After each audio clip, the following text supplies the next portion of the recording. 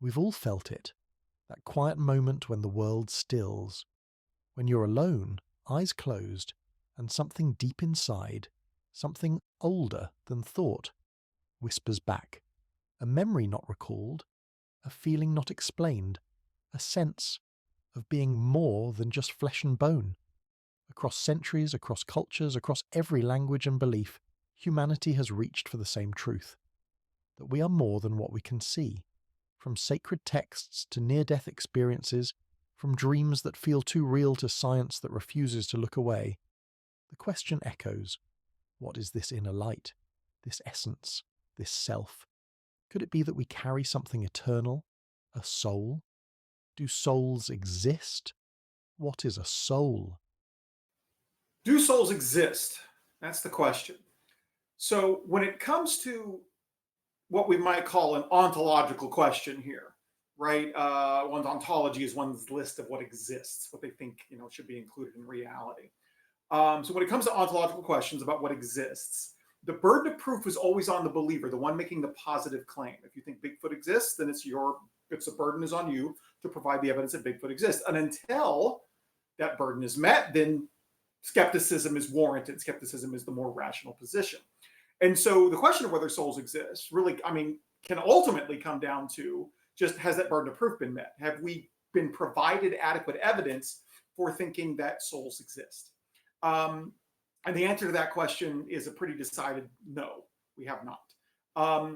The classic philosophical arguments in favor of the soul definitely fail. Some people point to Plato in this regard. They think that Plato offers up arguments for the existence of the soul. But really, Plato just assumes that souls exist in his ontology and in his philosophy, but he never actually argues for their existence. He will argue for things like the recollection theory of learning, right? The theory of recollection. This idea that we learn things by remembering what our soul used to know before it, when it was in the realm of forms, and then we forget that when we're born. But again, he doesn't really present an argument for the soul's existence. He just kind of assumes the soul's existence in his argument for the idea that learning works this way. And we know that learning doesn't work that way, and so that's also another reason to think that souls don't exist. Because that argument wouldn't work for that. The most famous arguments for the existence of the soul come from Descartes. It is the arguments from divisibility, conceivability, and doubtability. But none of those work well. And basically, the first argument from doubtability is the idea that, I can doubt my body's existence, which would include my brain, right? I can doubt my body's existence. I can't doubt my mind's existence. So my mind and my body must be separate entities because one's doubtable and the other one's not. One has a property, the other one doesn't, right?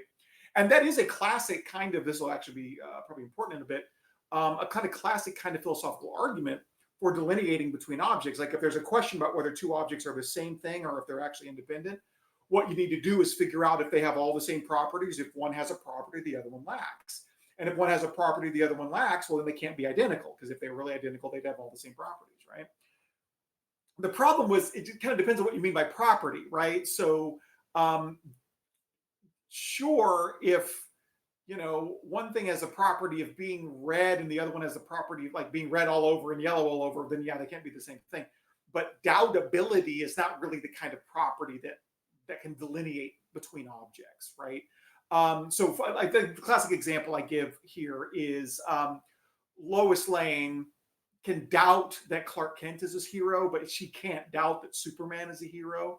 So, Superman, this entity, Clark Kent and Superman, Clark Kent has this property of being doubted by Lois Lane. His heroic status is doubtable, and Superman does not. That doesn't mean they're separate persons, right?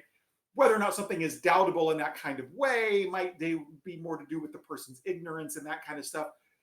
Two things that supposedly are two things, but actually are one thing. One could have the property of doubtability, the other one couldn't, and yet they're still identical. Doubtability is not really the kind of thing that can delineate between objects.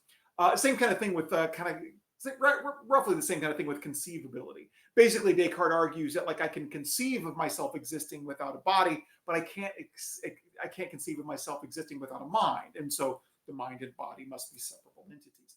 Again, this is just basically saying, well, it's possible, right? But possibility does not entail metaphysical reality or ontological reality here, right? Lois Lane could conceive of Superman existing without Clark Kent, but that doesn't mean they're not the same person. Um, the issue ultimately is that, like, if Descartes understood the relationship that exists between minds and brains, he would realize that he can't have one without the other. It's not possible for there to be one without the other. So he thinks he could have a mind without a brain, but that's not actually true. And we'll talk about that here in a little bit when we talk about neuroscience. Thirdly, his argument from divisibility is the body can be divided, but the mind cannot be divided. Therefore, they must be separate entities, right? This, I mean, divisibility maybe is a better kind of property that you could point to that can delineate between objects, right? So if thing A is divisible and thing B is not, then maybe they really can't be the same thing. The problem is that the mind is divisible. And we know this because of fascinating work that Roger Sperry did with split brain patients. The two hemispheres are connected by something called the corpus callosum, and it can become damaged or literally cut. So like it can be damaged by seizures, or they used to go in and cut the corpus callosum to prevent grand mal seizures. And when this happens, you end up basically with the mind being divided in two, and you have kind of two minds, two persons in one body. You end up with something called alien hand syndrome, where one side of the body seems to be controlled by a separate person than the other. It's fascinating stuff. I talk about it in a lot in my, I guess I should say a lot. I can talk about it a considerable amount in the second lecture of my new course, The Big Questions of Metaphysics for the Great Courses, which should be out in late 2020-25. But alien hand syndrome that comes with split brain is fascinating, where you end up with people that, like, one hand will button their shirt and the other hand will unbutton it, and one hand is cooking, the other hand will throw whole salt shakers and stuff into their food. They just have no control over their other side of their hand. And you can even communicate to both hemispheres separately, and they have like their own wants and desires, and they can say separate things and do separate things, and like literally perform different tasks, and do so at the same time as efficiently as two different people could do two different tasks at the same time.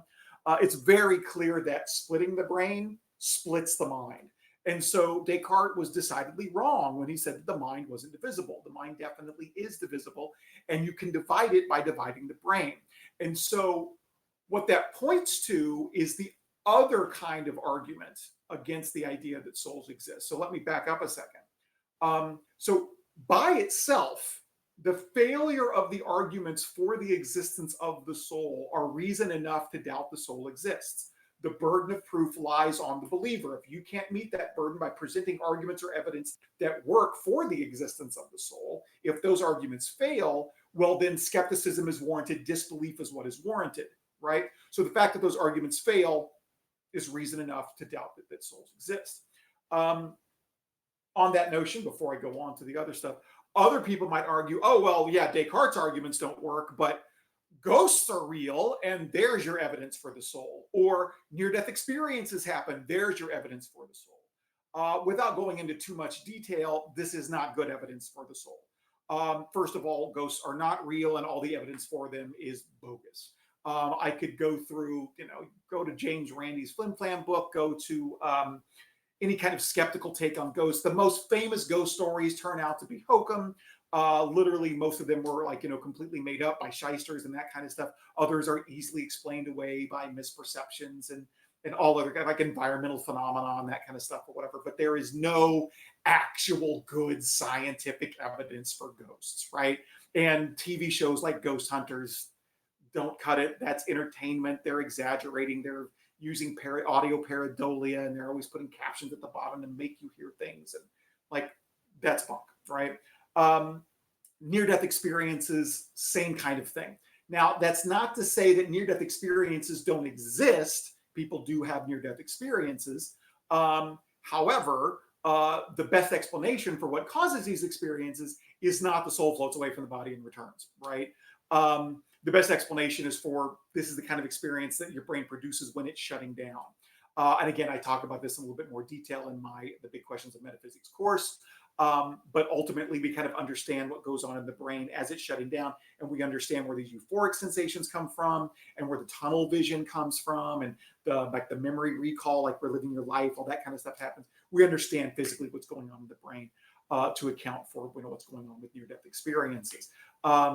And in addition, like all the stories about them, again, turn out to be hokum. Like literally, there was the guy with the last name Malarkey who literally admitted to just kind of making up his whole near-death experience story. There was Colton Burpo's story, which I debunked back in 2014 on Psychology Today. It is he never died in the first place, so the whole story didn't make any sense. It was exaggerated over time. His parents said there was no way that he could have known his sister, that his mother had a miscarriage, and there totally was a way he could have known. They told his older daughter, or they told Burpo's older sister, so the oldest daughter in their family. So all of that kind of stuff about near-death experiences falls apart. We have a very good understanding of what causes them in the brain. In fact, there was a study done in mice where they looked at the activity of the brains of the mice, and what happened as they died, what happened in their brain as they died, was completely consistent with conscious awareness as their brain was shutting down, and the kind of experiences that that go along with near-death experiences. And so obviously these mice were having near-death experiences, and nobody thinks mice have souls. So if mice can have near-death experiences but not have souls, well, then so can humans, right? And in fact, in 2023, there was a study where, I guess you'd call it a case report, where a guy actually died while he was getting an MRI, I think it was, like on his brain. They were actually able to observe what was going on in his brain as he died. And it was very clear that it was like his brain was doing the right kinds of things to produce near-death experiences, the kind of sensations that go along with near-death experiences. So the burden of proof has not been met. Ghost stories don't meet that burden of proof. Near-death experience stories don't meet that burden of proof.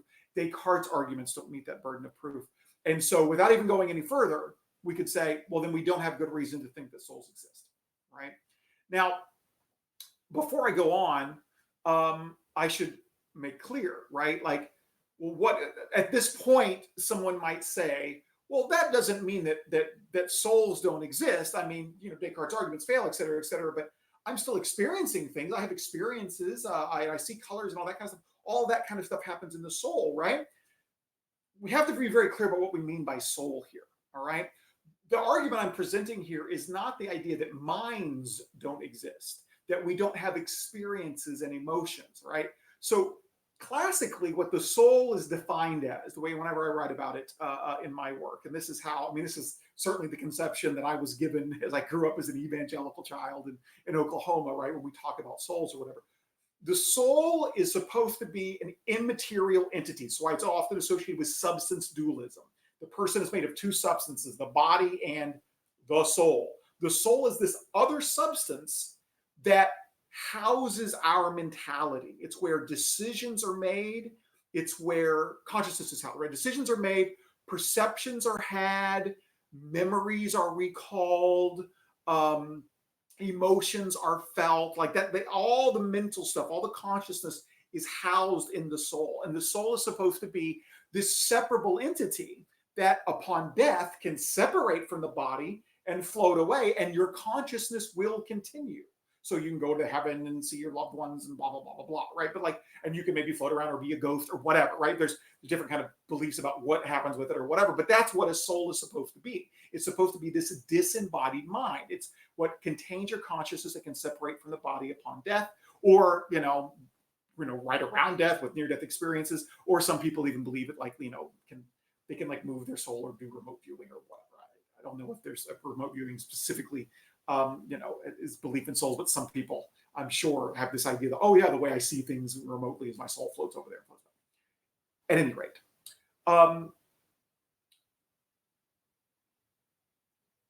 that's what the soul is defined as, right? The fact that souls don't exist doesn't mean that minds don't exist.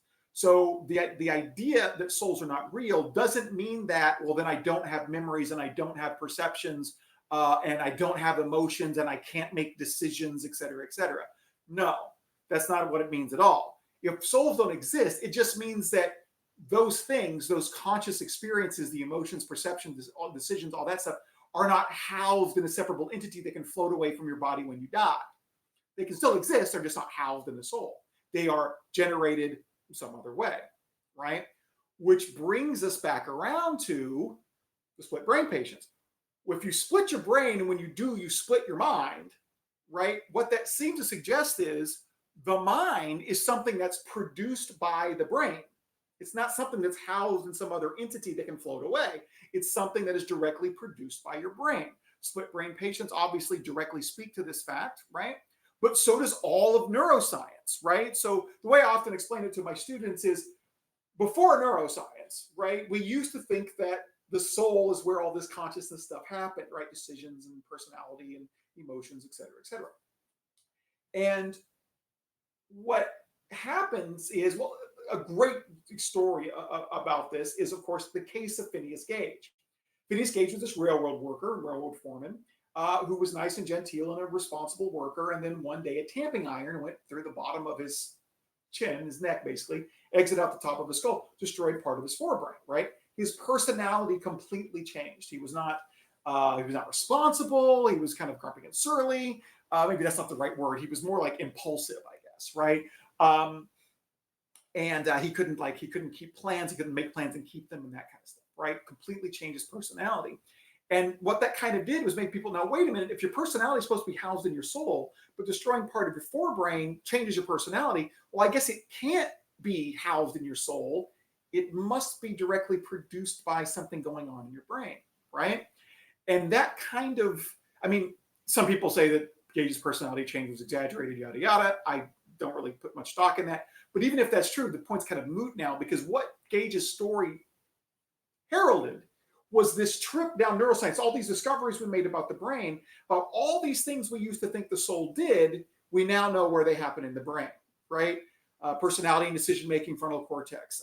Language is something that was really thought to be part of the soul. Deciding what words to use and linguistic understanding and that kind of stuff was really thought to be only something that a mind could do. That's Broken Wernicke's area in the left hemisphere. That's literally the language centers, right? Your sense of sensation of touch, right? Penfield map runs right around here. Emotions in the limbic system, visual centers, your vision, your perception, visual centers in the back shunt along two pathways, how and what pathway, right? Like we understand basically everywhere in the brain, for every perception that we have, for every conscious perception we have, every piece of consciousness, everything we usually could classify as conscious experience, decision-making, emotions, awareness, visual perceptions, memory, et cetera, we know what part of the brain produces it. And so we realize, since the brain is what produces it, the mind is dependent upon the brain. The mind cannot exist without the brain. If you eliminate a certain part of the brain, the part of the mind that it produced is eliminated with it, right? Even as specifically as like you injure a particular part of your language centers or whatever, you can lose the specific abilities to say certain sounds or certain words, right? Like it's all in the brain. And so that gives us a very good reason not to doubt that minds exist. And philosophy of mind is this whole field. And there are limited materialists in philosophy of mind who say that minds don't exist at all. All there is brain. But there are lots of theories of mind that aren't substance dualism that admit the mind exists, but they also admit that it's dependent upon the brain. And they have different, like, well, what's the relationship, between one and the other? Can things cause, et cetera, et cetera? Can the mind cause? Is the causal relationship, et cetera, are the properties, physical properties, mental properties, whatever? But it's not substance dualism. It's not like, none of that is like the substance dualism of the soul can float away from the body when you die. So again, I talk about this in grand detail in my The Big Questions of Metaphysics course. I go through all the different theories of mind and talk about their pros and cons, et cetera, et cetera. But the neuroscientific evidence very clearly indicates that the mind is something that is produced by the brain in the same kind of way that radio waves are produced by a radio tower. And although the radio waves in the tower are not numerically identical, they're not one and the same thing, there's a dependent relationship there. you can't have the waves without the tower. In the same way, you can't have the mind without the brain. It is not a separable entity, right? There are ways that people who believe in the soul try to save the idea from the certain neuroscientific evidence. They'll say things like, well, maybe, maybe the soul is what makes the neurons move. And so when you remember something, it makes your, your hippocampus or whatever fire in a certain kind of way. You make a decision, it makes your frontal cortex fire in a certain kind of way. And so that isn't, neuroscience doesn't mean the soul doesn't exist. Maybe the brain is how the soul controls the body. It's like a remote station, right? This does not actually help. This actually makes things worse, because this is just an ad hoc excuse that exposes the irrationality of the position. Let me elaborate, all right? In science and in philosophy, really, with a few exceptions or things that are just like true by definition, nothing can be proved with 100% certainty. Part of the reason is because any hypothesis that you have is always grounded in background assumptions that you make. And if you make a hypothesis and make a prediction, and then if that prediction doesn't pan out, right, like deductively, that should kind of make you give up the hypothesis, right? If P, then Q, not Q, therefore not P, right? If the hypothesis is true, we should expect to see this. We didn't expect to see this, therefore that hypothesis is false. The problem is that prediction from P to Q is always based in background assumptions. If you get the prediction wrong, you can go back and change the background assumptions that inform that prediction and change them in such a way that now it does predict the right kind of thing. And so the evidence is in line with the original hypothesis, because you change your background assumptions in kind of an unfalsifiable way to save the theory from the evidence. It is always possible to do that, because every prediction people make, there's always background assumptions. You can always save any theory by just changing the background assumptions in a non-falsifiable way, and you can save the theory. Let me give you an example. All right. So hopefully I'm not messing up my terms here. We used to think that burning an object involved the release of a substance called phlogiston. All right. And when you burned objects, the phlogiston would be released. That was the flames. The phlogiston was being released. And oxidate in okay. And well, if that's correct, if phlogiston is this substance that exists in objects, and when they're burned, they release the phlogiston, then the material left over after you burn something should weigh less, because there was a substance there that's been released, and substances have mass, so it should have less mass, right? And they did tests on this kind of stuff, and it turned out that quite often when you burn things like metals, like they end up weighing more at the end, right? Well, that can't be right? Like if phlogiston is a substance, it's got mass, it should weigh less, it weighs more. That should have been the death nail for phlogiston, right? But they made an ad hoc excuse. Maybe phlogiston has negative mass, so that when you burn stuff, it weighs more, right? Even though you're releasing a substance, right? There's no way to test that. There's no way to verify that or whatever. That was just a change in the background assumption. The background assumption was that all substances have mass. Given that prediction, things should weigh less when they're burned. They weigh more. Well, we'll change the background assumption. Maybe sometimes things don't have mass. Sometimes substances have negative mass, right? And phlogiston is one of those things. So we changed the background assumption to save the theory. That's just an ad hoc excuse. You're just you're desperate to save the theory, and so you come up with an excuse to save the theory by changing the background assumptions.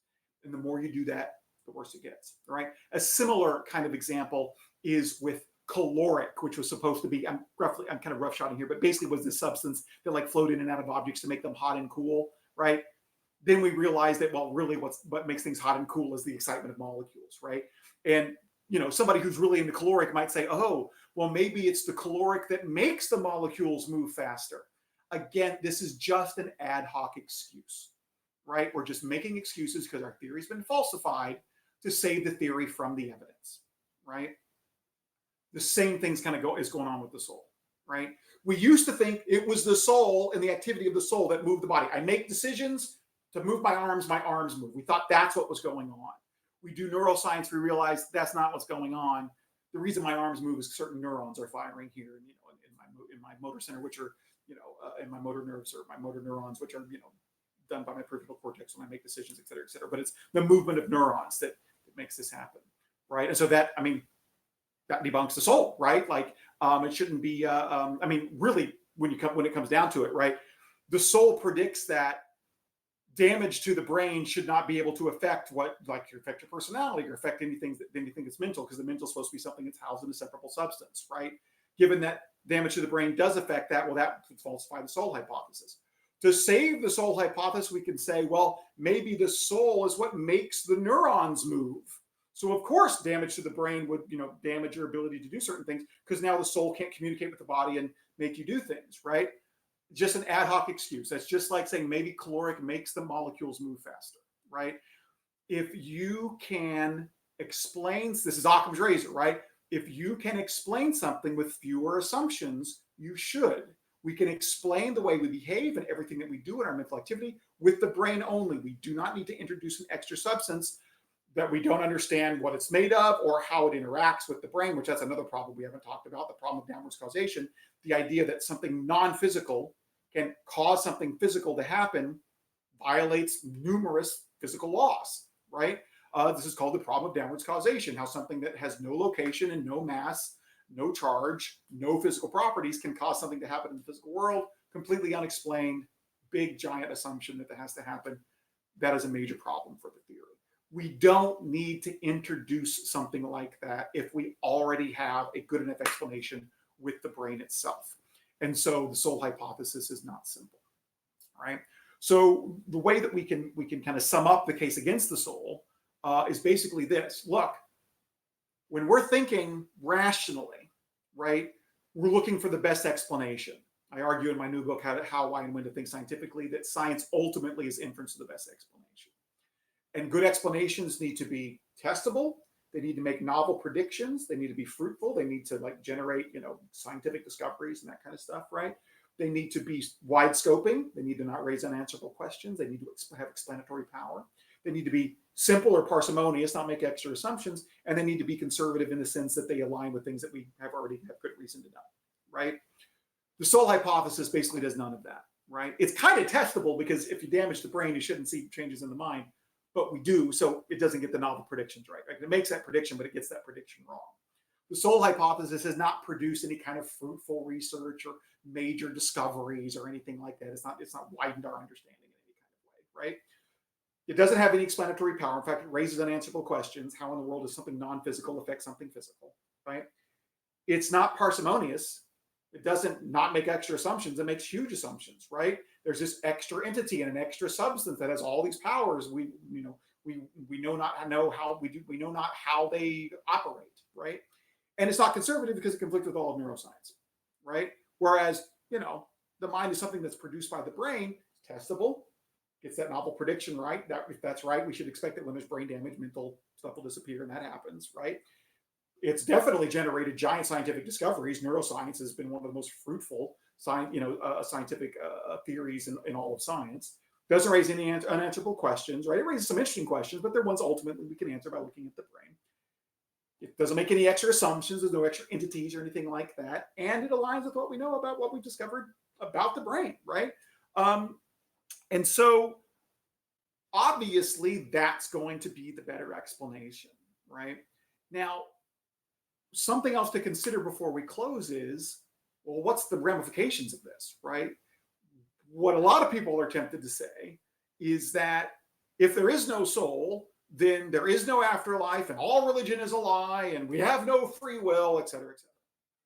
This is extremely exaggerated. The consequences of us not having a soul are not so grandiose. Again, as I've said, no souls, there can still be minds.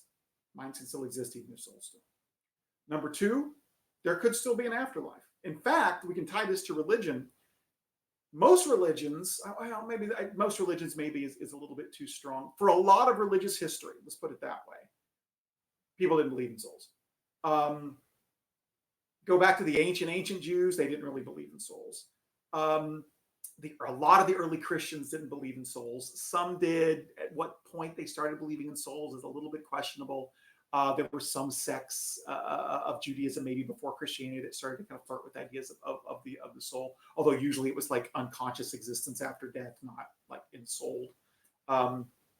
ensouled conscious existence, like we think of it today. Hinduism and Buddhism believe in like Hindus believe in Atman, but Atman's a very different kind of thing than what we're thinking of the classical Western conception of soul. So that's a whole other issue. But even like most Hindus don't believe in reincarnation, and most Buddhists don't believe in reincarnation either. Even though it's kind of an official doctrine, like polls suggest that they don't actually believe. Again, I talk about all this in more detail in my course. Like there are lots of, for example, Christian theologians and philosophers who don't believe in souls. F. Leon Schultz is one. I believe Nancy Murphy is another one. I'm going off memory here. But there are lots of Christian scholars who over the years do not believe in souls. And one of the reasons they do is because they realize that where this idea came from, this idea of the soul, it's not biblical. Most biblical scholars agree that the idea of soul is absent from Scripture. It is not there. It comes from the Greeks. It was a Platonic idea that was eventually imported into Christianity because later scholars studied Plato, like Augustine and Origen studied Plato and incorporated those ideas of the soul into their theology, and then their theology kind of becomes popular, and that's where a lot of Christian soul belief comes today. But it was not something that was really originally part of Christianity. It was not originally a Jewish idea. It's mainly a Greek idea, and although the Old Testament's written in Greek, the New Testament is written in Greek, Old Testament's written in Hebrew. The New Testament's written in Greek. It's not written by Greek-thinking people. It's not people influenced by Greek philosophy who are writing it. The concept of the afterlife that is depicted in Scripture is resurrection. You resurrect from the grave. Your body comes back and is put back together or resurrected somehow. And that's what facilitates your survival into the afterlife. Once soul talk gets incorporated into religion, later there's these debates about what happens to your soul when you're dead. Does it get reunited with your body upon resurrection, et cetera, et cetera. But in the Bible, resurrection is the main way that the afterlife is facilitated. And there can still be a resurrection if souls don't exist. So the idea that if there's no soul, there can't be an afterlife. Most religions didn't believe soul was necessary for the afterlife to begin with. It's resurrections and the resurrection that's necessary for the afterlife. Now there's plenty of problems with resurrection talk, and I could go on about that. I talk about that in the course as well. But as the argument that, if there is no soul, there is no afterlife, that does not necessarily follow. There are other ways to facilitate survival into the afterlife. Whether it means we can't have free will, because people think we only have free will if our decisions are made in our soul and they're enacted by our body. Maybe that's the case, but free will faces so many other challenges. I really don't think that the non-existence of the soul is that big of a deal. In other words, there's plenty of challenges to free will. There's theological fatalism. There's logical fatalism. There's omnitemporalism that's entailed by general relativity, which seems to suggest that free will doesn't exist. There's all that we've discovered in neuroscience, realizing not only that it's just physical processes and determinism, and determinism basically is what's the threat to free will here, that the physical processes are a deterministic system, and so you can't do otherwise, and what you do is not ultimately up to you. The ultimate cause of what you do traces back to whatever formed your brain to begin with, and the inputs and stuff from outside of your environment and that kind of stuff, right? There's neuroscience poses, but not only that, but it looks like most of your decisions are made by unconscious parts of your brain anyway, and we think conscious decisions are doing the work. No, they're not. It's all done by unconscious parts of the brain. Free will faces so many different challenges. If you can answer all of those problems, who cares if we don't have free will? If you can basically defend free will at that point, if you can defeat theological fatalism, logical fatalism, the omnitemporalism from relativity and determinism and neuroscience, right? All the evidence against it there. The non-existence of the soul is not going to pose a problem if you can get past all of those problems, right? Not to mention that most philosophers, I am not among them, but most philosophers are what we call compatibilists. I'm not a compatibilist, but they argue that free will is compatible with determinism. And if it's compatible with determinism, it's compatible with foreknowledge. It's compatible with omnitemporalism. It's it doesn't all these things don't pose a threat to it. And if you're a compatibilist, the non-existence of the soul is not going to cause a problem for free will, because the soul causing your actions and that kind of stuff. is not going to be required for free will.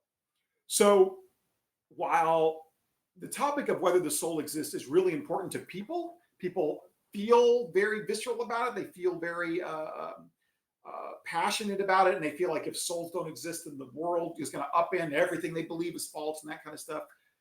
I think it's important. I've written on it, right? But ultimately, the consequences of it, I argue, is not really that significant. Most of the things that you believe can still be believed if souls don't exist. But all that said, I think it's very clear that the evidence very directly points to the fact that souls do not exist, and the arguments to try to defend it are ad hoc and contrary to what we've discovered in neuroscience. They raise unanswerable philosophical problems. And so ultimately, I think the answer, do souls exist? No.